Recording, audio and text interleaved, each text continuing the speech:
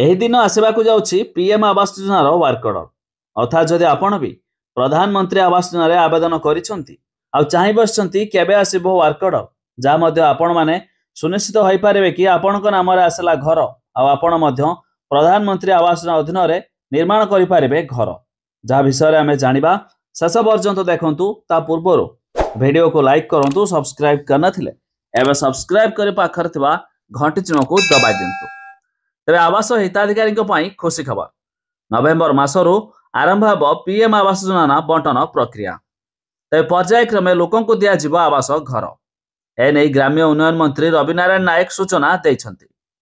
तेज पर्यायक्रमे दिज्व आवास घर भाग होइथिबा एवं भिन्नक्षम हिताधिकारी घर देवे सरकार।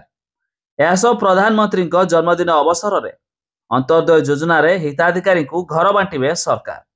परे पर्यायक्रमे घर पाइबे हिताधिकारी। आपण जानिछंती एबे पीएम आवास अधीन रे समस्त सर्वे मध्य कंप्लीट हो सारिछि। एही मध्यरे बाकी रहिछि बा चाहि बसछंती हिताधिकारी केबे सुधा आसीबो सेमानक नाम रे वर्क ऑर्डर, जहा मध्य आपण लिस्ट देखि पारिबे। एमिति सुनिश्चित होई पारिबे कि आपणकर मध्य घर अप्रूव हैला आ आपण भी मध्य निर्माण करि पारिबे घर। तबे जदि आपण भी लिस्ट देखिया पई चाहुतबे वेबसाइट रो लिंक हमें डिस्क्रिप्शन में देइछु, आपण माने जाई मध्य चेक करि पारिबे।